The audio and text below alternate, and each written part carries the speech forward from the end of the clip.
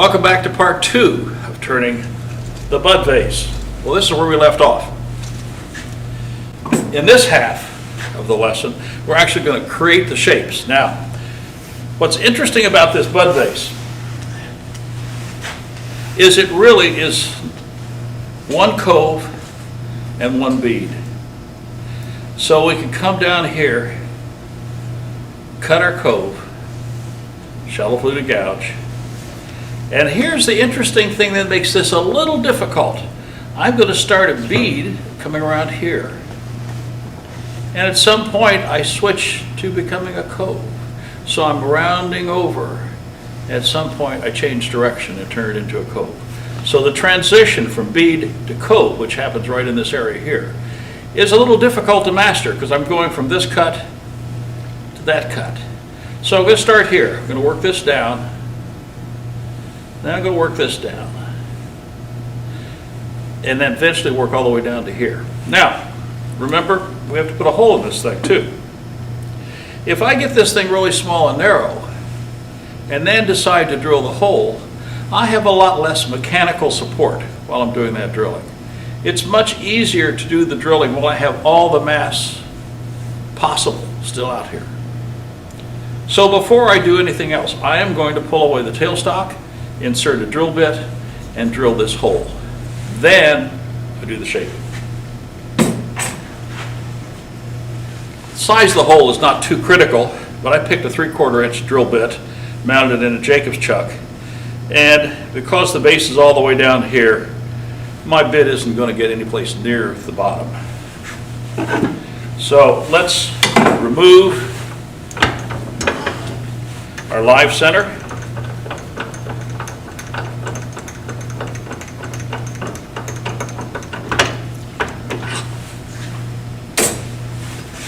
Insert our Jacob's chuck.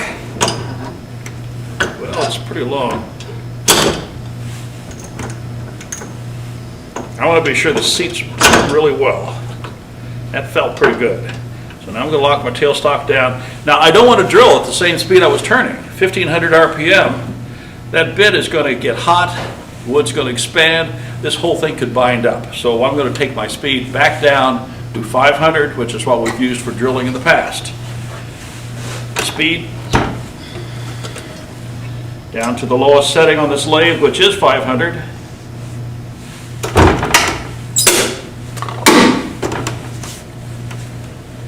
And it's running nice and clear. And that's a good speed for drilling. So my drill bit is close by. I've locked my tailstock. I'm not going to grab the bit. If it spins, I would cut my hand badly. So I'll put my hand back here on the Jacob's chuck. And it's centering right into that little dimple that the tailstock had set in.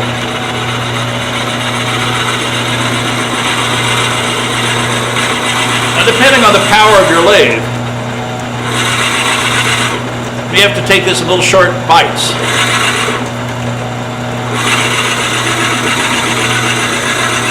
I can see it extracting the chips really nicely. If the drill bits get dull, it's additional pressure on the machine itself.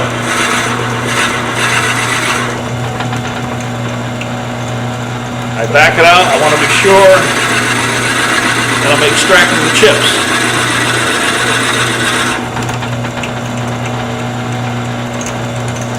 Backing out enough to be sure the chips leave.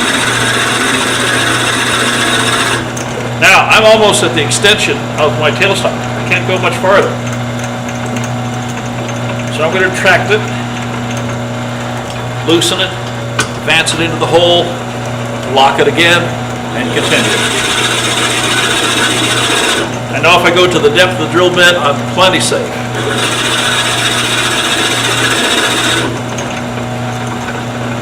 And you can see how the chips are beginning to pile up inside the flute of the tool. So I'm going to loosen it, pull it out, clean it, insert it.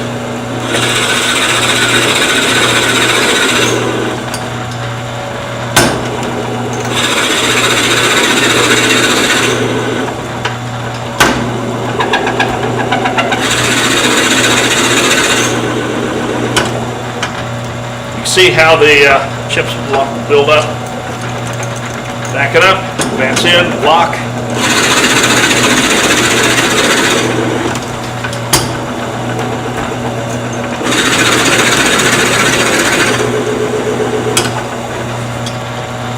Okay, you can see here with the chips, they have swelled due to the moisture in the wood and the heat. And now they are actually proud of the flute here. So they could bind really easily. Let's take our drill bit out, we're done. Now because I have a hole here, I don't want to use this live center, it doesn't fit in here very well. This is the case where I'll use one of these fairly inexpensive aftermarket cones. It'll sit very nicely in that hole. So insert it, bring the tailstock up, lock it. Now we're back between centers. We're being held in the hole. Nice solid alignment. Speed's got to go back up.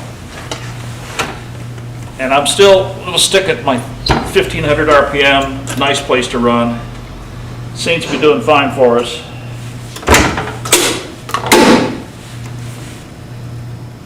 Everything looks good. So now the shape. I have a cove coming down from here down to there, and that's my shallow fluted gouge cut. And we're going to make that cut in stages. Starting on its side, rolling out the flat. Oh, there's a cove starting, I can see it. So I'm turning the tool, but I also have to advance in a good distance. And you see my thumb is guiding it on the left hand. My right hand is rotating. Now I'm about 3/8 of an inch from the proper depth there. I'm a little farther this direction, so I've got to go more this way and less that way. Same cut.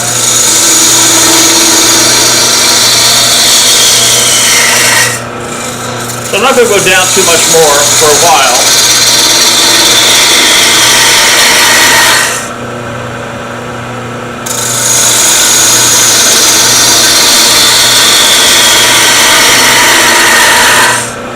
Now it looks about the same. So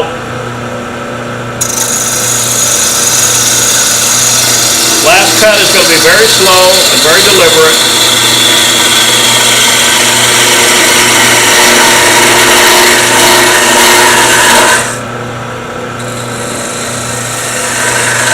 Actually, it's not the last cut. I'm not going to go any farther up because I don't want a sharp edge. I want a lip here. Just going to ride down the surface. Very slow.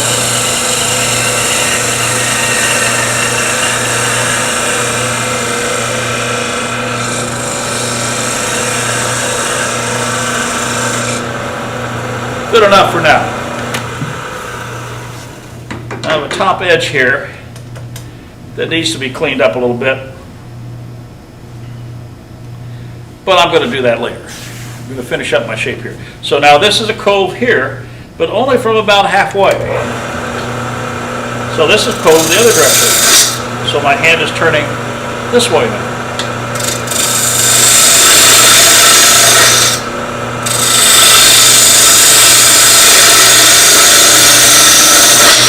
Now this happened over about an inch. This is going to happen over a much longer distance, so I'm going to move more laterally as I go.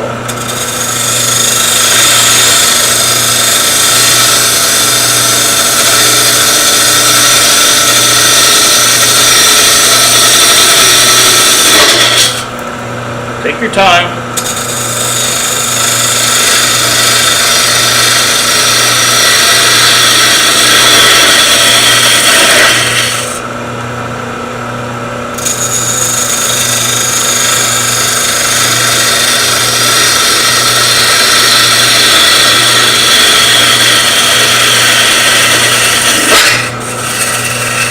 That little sound at the end was not something bad happening. It was that last little fiber wood standing up, cutting off all of a sudden.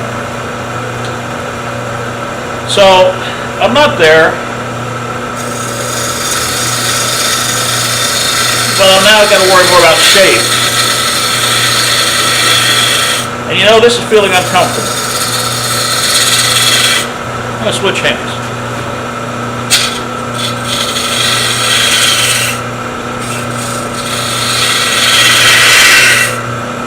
And I'm not making this all in one cut.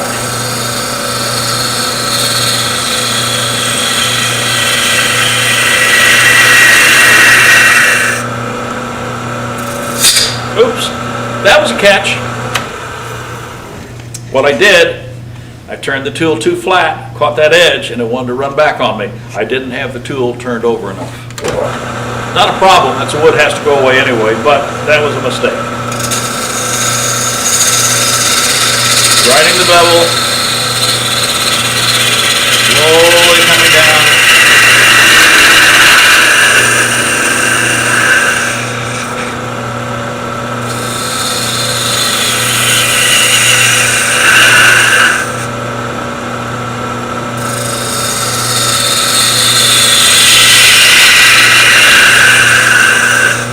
I'm not there yet, but you see the motion? A lot of motion in this. So I'm going to start the bead portion, get rid of this bump here, and then start finishing up. So now I'm going this way. It's a beading cut.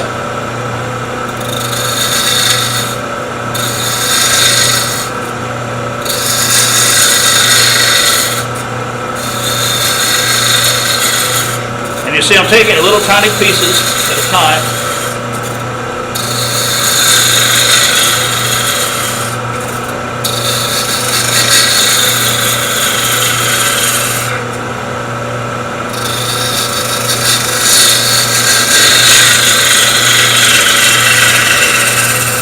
Well, I'm not there, but I'm getting closer.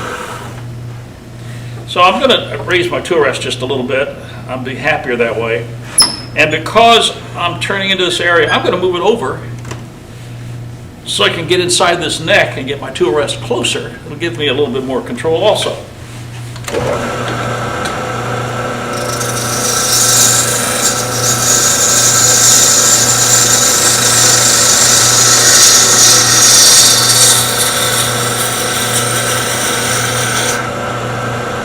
So this has to go down more.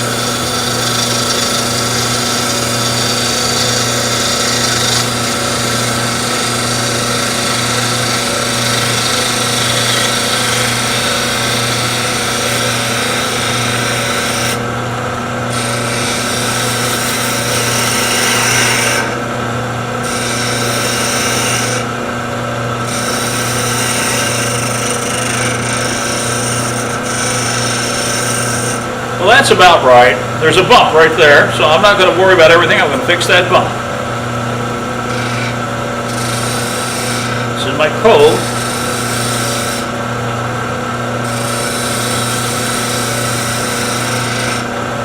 Now there's a bump right here. That's at the end of my bead. When you have problems with shape, don't try to fix everything. Find the one worst spot, fix it. Then look back at it again and fix the next spot, and so on. Now I don't want to take this down yet until I finish working inside the neck, and I have a little bit more work to do there. And what I'm going to do now is remove the tailstock temporarily, all together.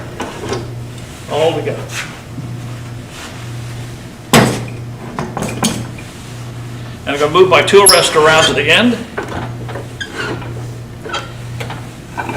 And I am now going to hollow this out using the shallow fluted gouge in a horizontal mode like this. And I need to be right at center line, and I can see from holding my tool here that I'm high. Got the tool rest down a little bit. Checking it, that's about right. So what I'm going to now do is take the tool, put it at a 45-degree angle, not up, not here, but halfway in between. And I'm going to use my left hand, and I'm going to simply pivot from the inside of the hole out, and I'll be using the edge of the tool. So it's going to look like this. Tool handle has to stay level.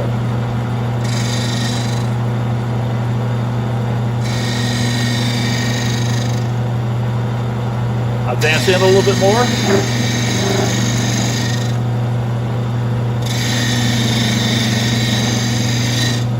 Stay level.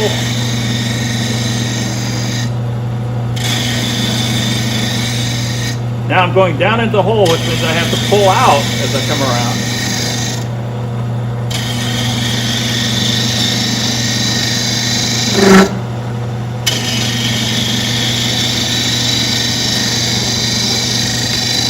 These are light cuts.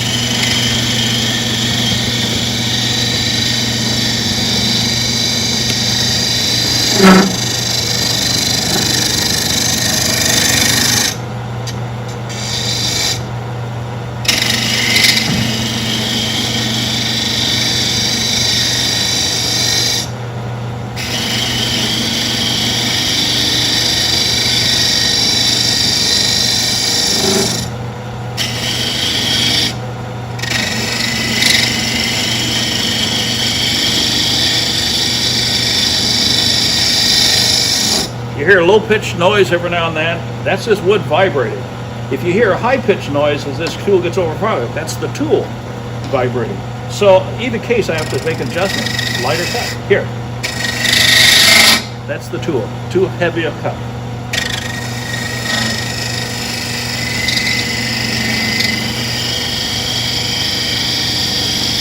Very light.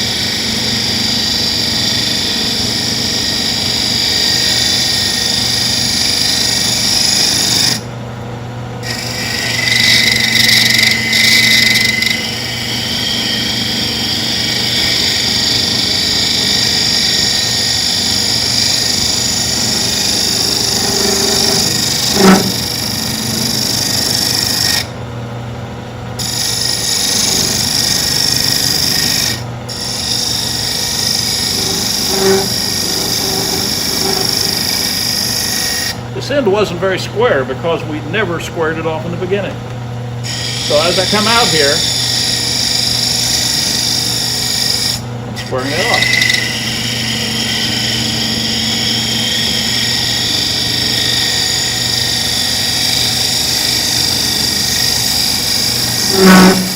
Oh, too heavy.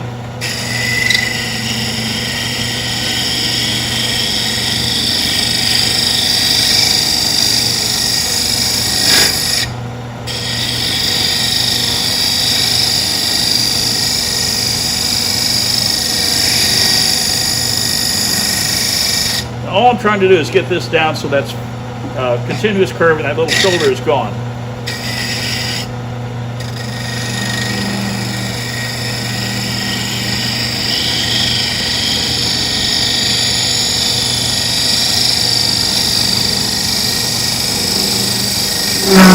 Now see, that was a heavy cut.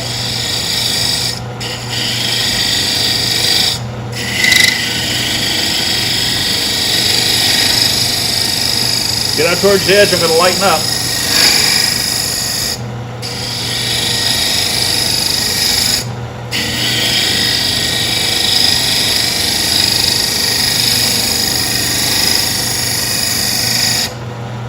Couple more and we'll be done.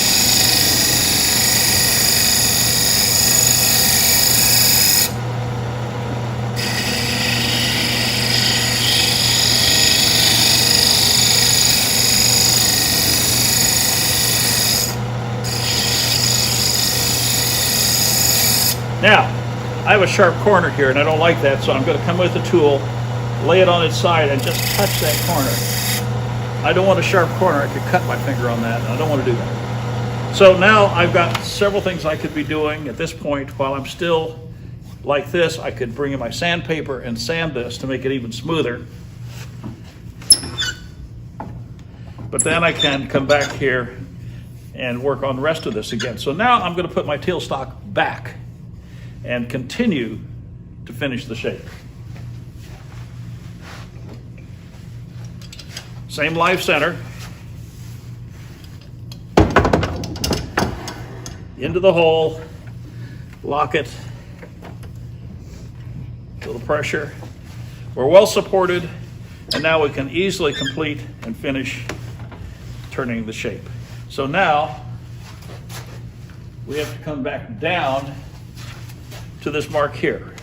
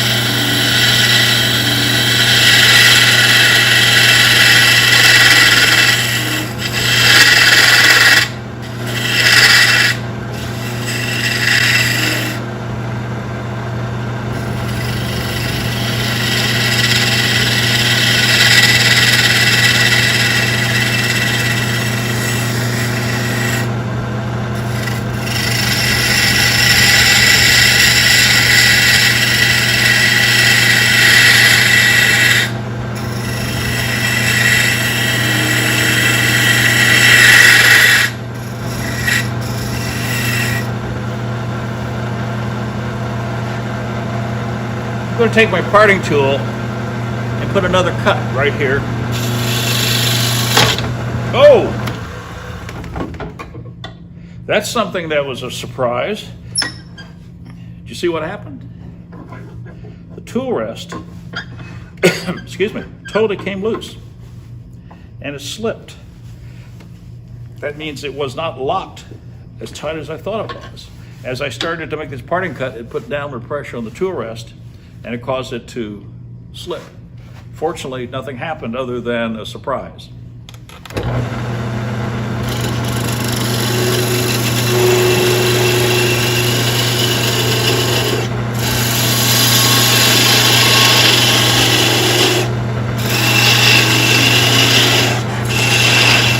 Now, the reason I need to do this, it looked like the curve was okay. I put the parting cut in to define where the bottom is, and I now can see that it wasn't quite perfect. There's a little bit of a roll there, and now that I've got that, I can clean that up.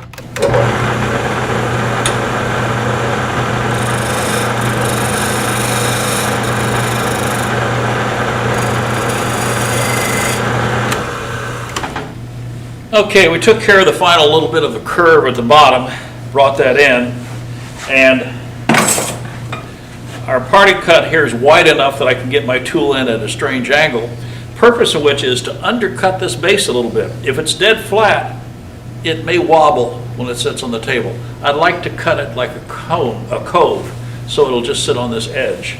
And so to do that, I'm going to come in with my parting tool at a slight angle.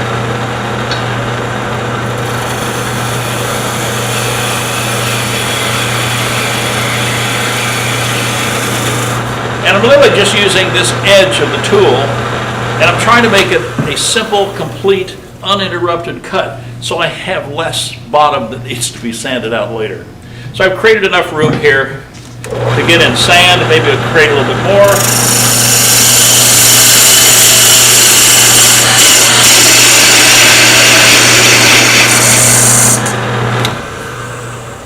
I'm not trying to support work anymore, I'm just trying to give myself access. So, at this point,